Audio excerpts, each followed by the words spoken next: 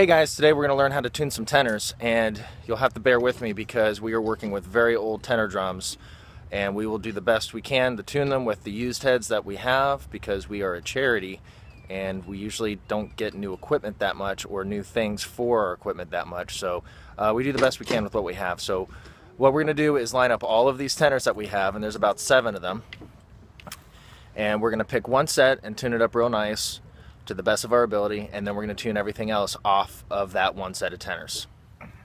So we're going to start with this set of tenors, and the reason why we put this tape here is we have a lot of really young students learning how to play, and so we usually put a little piece of tape to kind of indicate the playing zone. This head got turned around for whatever reason, but anyway, that's what the tape's for. So we're going to have to reset all that. So when you tune tenors, there are a lot of different philosophies on what notes you should tune them to and all that sort of thing. I don't really worry about that too much specifically. As long as every drum sounds different tonally, then I'm pretty happy. And as long as there's enough difference in pitch between each drum, I'm happy.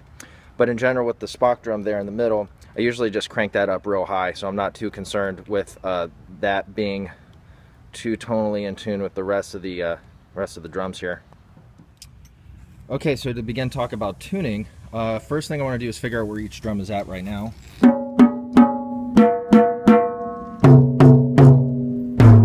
And obviously those bottom drums sound nasty, and everything's just in general very flat. So what I'm going to do is go ahead and just tune everything up a little bit. Okay, so what I just did here is I just cranked up every head just a little bit.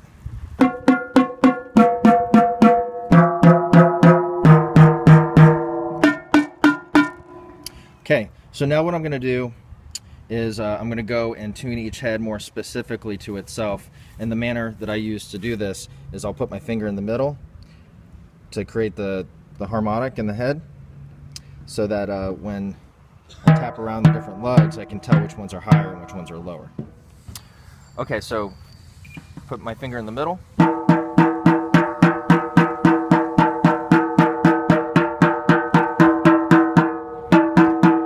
So in general, I want this head to be on the lower end since it's the bottom end. So I can tell that that is higher than that one. So what I'm going to do is I'm going to drop the pitches on the higher tension rods on both sides, because the tension runs this way. So I'm loosening it here and also here.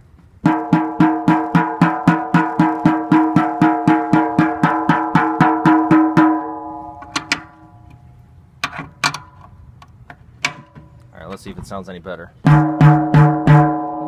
So that's more in tune with itself. Let's look at this drum over here. Let's do the same thing.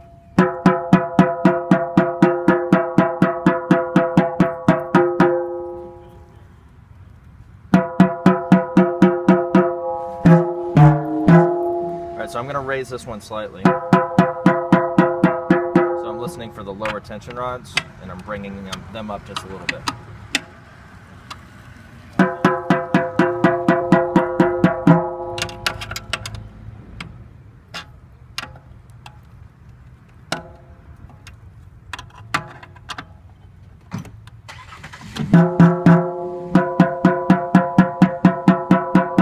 Perfect, that's a lot better than it was.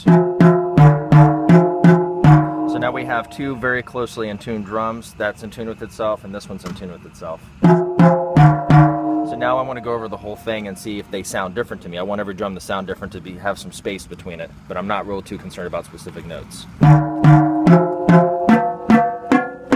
So the difference in pitch from this one to this one's pretty large. So I think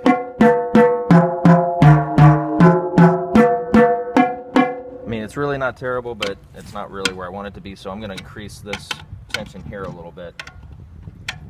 So the difference from here to here is similar to the distance from here to here pitch-wise. And like I said, I'm not aiming for specific pitches.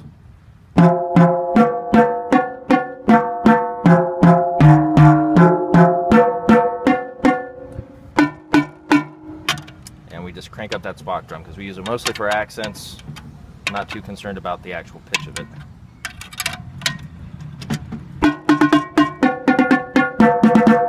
So those 3 sound different. I'm happy with that.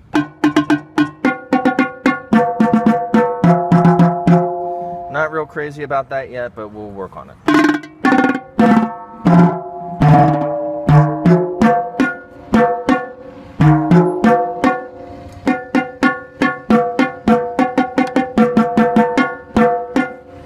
gonna increase this a little bit more.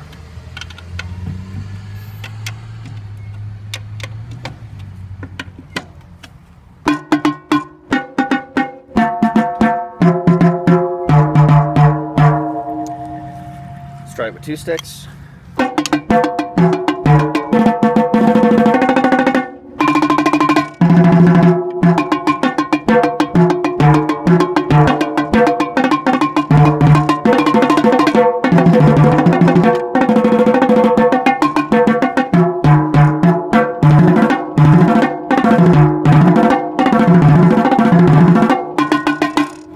So this is where I'm going to do I'm going to quit while I'm ahead approach, where I'm happy with the way that sounds. I know it's not perfect, but for our purposes, that's decent. So now we're going to go and tune every set of tenors to this. And in this group, we have 1, 2, 3, 4, 5, 6, 7 tenors.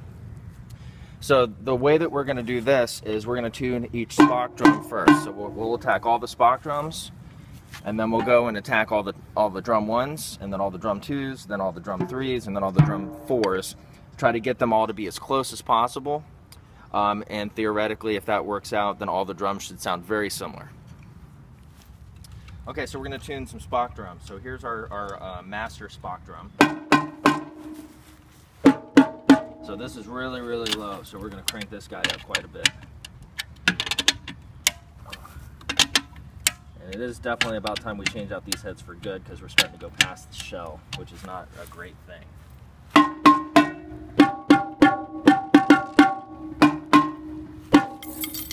Still a little low, a little higher. And if you've never seen one of these keys before, this is kind of like a high torque key. There's nothing fancy about it really, but because it's thicker metal and a longer, more to hold on to, you can actually get a better grip on cranking these things up.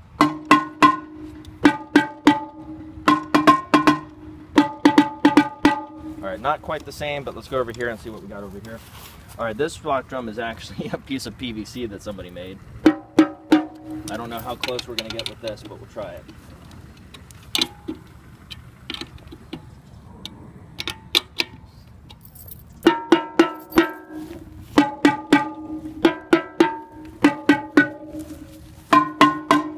Alright, so they're not all the same.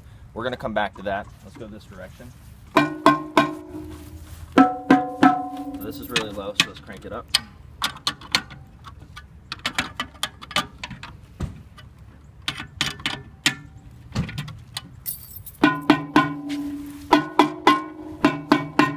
That's pretty similar.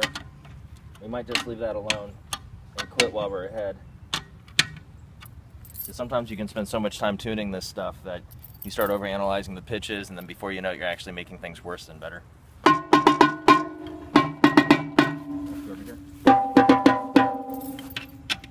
Alright, so we're going to quit with the Spock drums for now, and we'll come back and fine tune everything a little bit later.